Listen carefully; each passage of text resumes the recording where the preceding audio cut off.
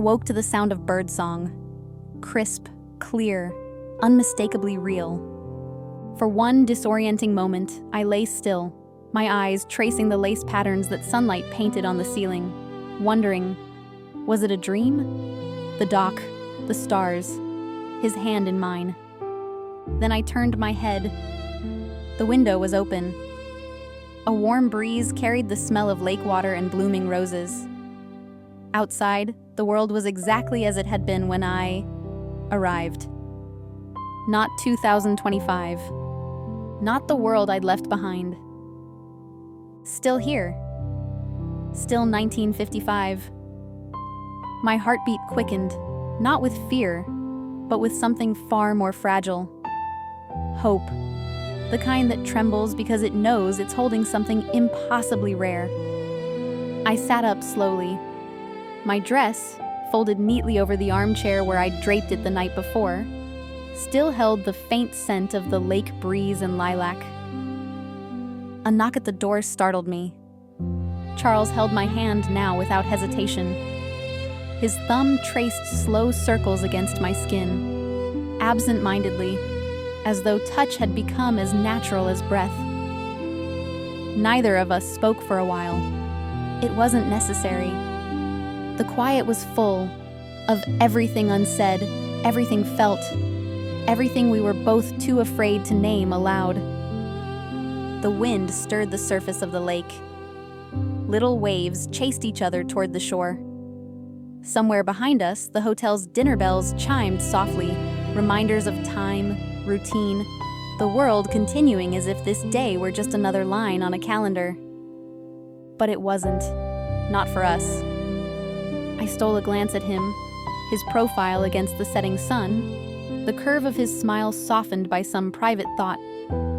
A lock of hair kept falling into his eyes, and he let it stay, like someone too caught in the moment to bother pushing it back. I wanted to memorize everything, the tilt of his head, the sound of his breath, the precise warmth of his fingers wrapped around mine. What if this is all I ever get? The thought struck me with such sudden ache that I had to swallow hard to keep it from showing on my face. He turned then, catching my gaze. What is it? He asked softly. I tried to shake my head. Nothing. But he didn't look away. No, it's something. A deep breath. My fingers curled tighter around his. It's just this day. You, us. It feels like my throat tightened. Like something that shouldn't be possible. And I don't know how long it will last. His smile faded, but not into sadness. Into something softer, more serious. I've thought about that too.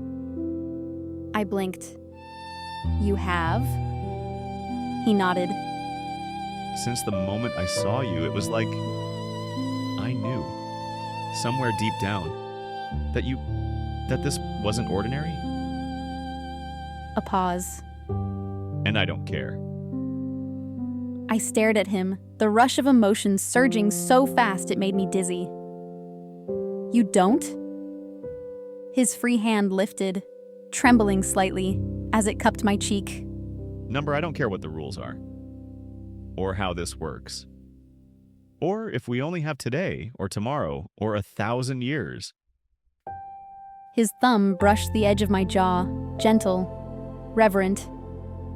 I care that you're here, now with me. My breath broke. The knot in my chest snapped loose all at once. Tears slipped free before I could stop them. Not sadness. Something bigger. Something too vast for any name I'd ever known. He leaned in, slow, giving me every chance to pull away. I didn't. When his lips met mine, the world itself seemed to tilt. The sound of the lake, the birdsong, the faraway voices, all vanished. There was only him and me, and the impossible, breathtaking fact that this was real. Gentle, familiar, I crossed the room, smoothed my hair with trembling fingers, and opened it. There he was, Charles. Still dressed casually, no suit jacket this time, just a white shirt rolled at the sleeves, collar open, paired with light trousers and polished shoes. Relaxed, effortlessly timeless. Good morning. He greeted, smiling in that quiet, slightly shy way that already felt like something I'd known forever. I wasn't sure if you'd still be here. I stepped aside, motioning him in, though I wasn't even sure if that was proper for the time. I wasn't sure either. His gaze softened as he stepped just inside. But you are. I nodded. I am. A silence bloomed, not awkward, but full of the weight of everything unspoken between us. Then he cleared his throat, slipping his hands into his pockets like he always seemed to when searching for the right words. I was wondering, that is, if you haven't anything pressing? His smile tugged at one corner, a little boyish, a little nervous. Would you let me show you the town today? Spend the day together. The breath caught in my throat. The answer was already in me before he finished asking. I would love that, I said, my smile breaking open, helpless to stop it. His shoulders visibly relaxed, as if some invisible tension had been holding him upright. Good. Wonderful. His fingers rubbed at the back of his neck. It's a beautiful day and it feels, I don't know, like a day that shouldn't go to waste. I stepped closer, close enough that I could smell the subtle trace of shaving soap on his skin. Number. It shouldn't. And just like that, the day began. A day that felt like it didn't belong to the calendar. A day that wasn't part of the past or the future, but something else entirely. Ours. The town felt different walking beside him. Or maybe I was different. We wandered along Ledgewater's main street beneath the soft, honey-colored morning sun. The buildings stood proud in their mid-century charm. Red-bricked shops with striped awnings, hand-painted signage, windows dressed with displays far simpler but somehow more beautiful than anything I'd ever seen in the modern world. Charles walked just half a step ahead, only so he could glance back every few moments to see if I was still there. As though part of him still didn't believe it. Honestly, neither did I. Our first stop was the bookshop. A narrow, wood-paneled place that smelled like time itself. Leather bindings, faded paper, and dust warmed by sunlight. Inside, rows of shelves tilted slightly with age, filled with novels whose titles gleamed in gold leaf, their spines softened by countless hands. I come here often. Charles said, trailing his fingers along a shelf as though greeting old friends. Sometimes the owner lets me play the piano in the back when it's quiet. I smiled, picturing it. Him, alone with the keys, melodies filling the spaces between the books. He pulled out a worn copy of The Great Gatsby, flipped it open absently, then grinned as he glanced at me. Ever read it? I bit my lip to stop the laugh. Once or twice. Twice? His brow arched. You must be a romantic.